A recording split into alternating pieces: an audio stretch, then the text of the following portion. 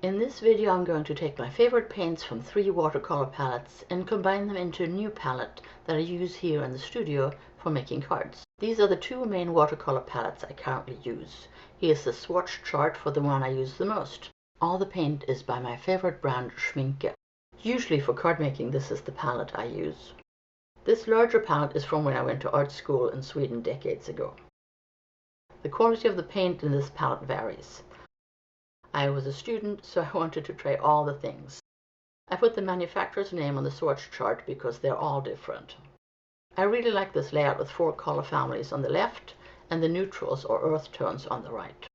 This palette doesn't close anymore and there's paint I can't get off. It's seen better days, so it's time for a new palette. I also have this mini palette with 3 paints from a French brand, Sanglier. Here's the new palette I got off Amazon. It's very similar to my old studio palette, just newer and prettier. You can lift out the tray with the paint.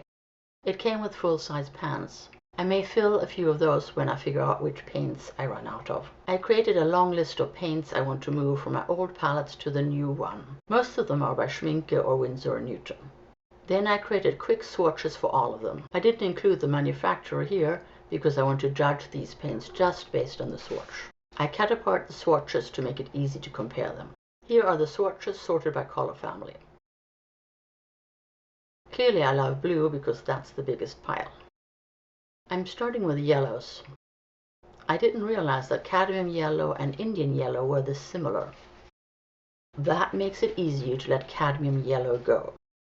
When you see them like this, it's obvious that yellow light and cadmium yellow lemon are very similar. Aureoline Moderne is not far off either. I only need one of these 3.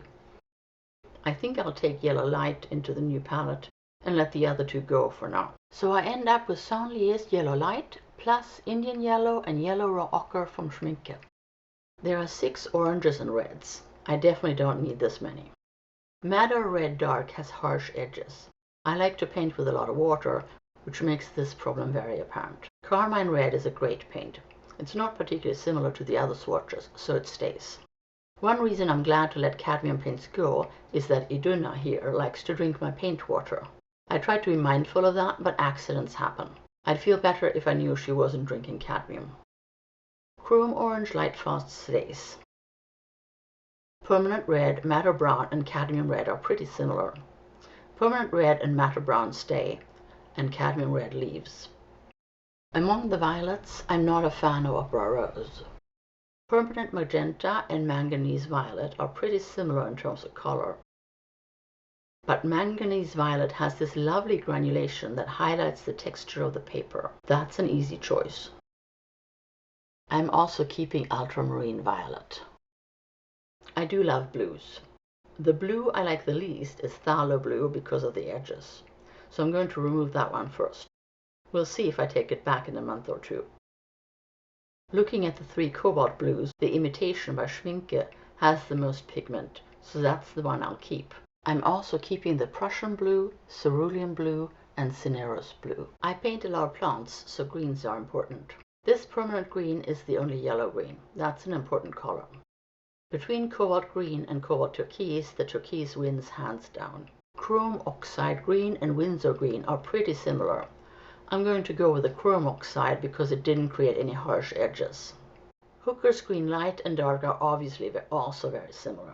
So I'm going to go with the light version because I think I can easily recreate the dark one by adding a little Prussian blue.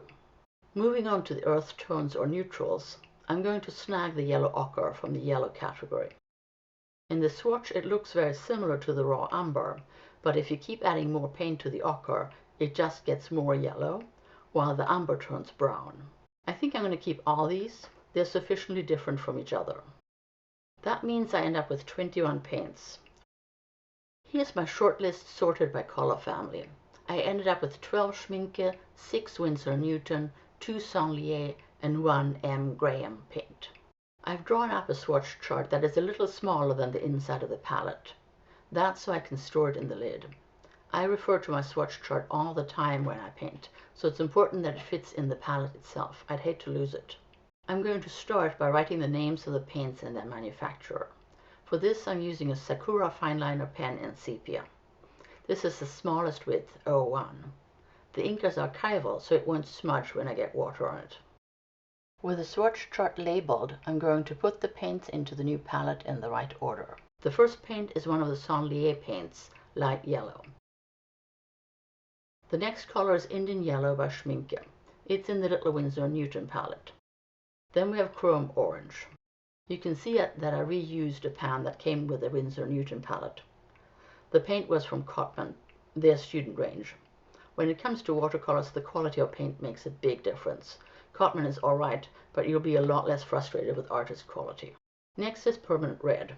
I had used some earthquake putty to hold it in place. The Chrome Orange pan rattling around is going to bother me, so I'll attach it with some putty. Next up is Cerulean Blue by M. Graham. I don't currently have a pan of that paint, so I'm going to create one. I'm going to attach it to a piece of paper with some washi tape. That does not look good. It looks as if I got lots of binder and very little pigment. I think I'm going to squeeze out all of the tube, mix it thoroughly, and put it in several pans. I did that the next day using a palette knife. Then I syringed the mixed paint into the pans. They're still drying. I had this problem with the Sanglier paints too. Speaking of which, that is the next paint. You can see here that the 3 blue pans all look slightly different. I'm going to go with the one on the left. I inserted the Cobalt Turquoise and Chrome Oxide pans in the green row. Next is Hooker's Green Light. You can actually see here that my old palette has rusted. I wiped some oil onto the new one to hopefully prevent that. I'm done with all the color families on the left, so I'm moving on to the neutrals on the right side of the palette. I add yellow raw ochre and raw umber to the first row, then caput mortuum and sepia, and finishing up with terra verte. Now that all the pans are in place, I can paint the swatch chart. I'm using a number 8 round brush from Princeton for the swatches. I try to create something of a wet in wet gradient with a more saturated shade towards the bottom of the swatch. Let's listen to some music while I paint.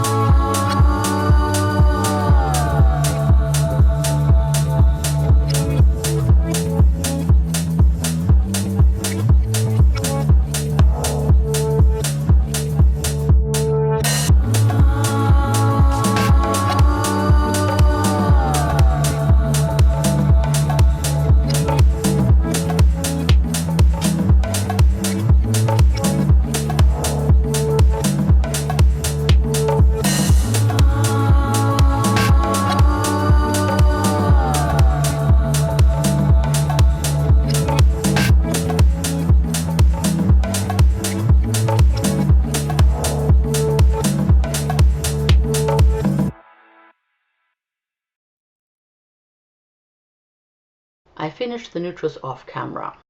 Here's the swatch chart with the first layer of all dry. Next I'm going to draw a line with very saturated paint so I can see what that looks like.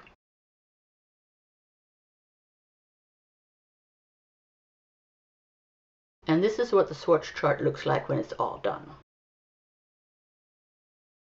I glued down the watercolor paper to some accent opaque to make it flat and sturdy. And that finishes today's watercolor project. I hope you enjoyed it. Stay tuned to see how I use the new palette for watercoloring cards. I'm looking forward to painting some colorful lovebirds next. You can find links to everything I used in today's project in the description box below, as well as in my blog post on valleyoakpaper.com. Thanks for watching. I'll see you next week.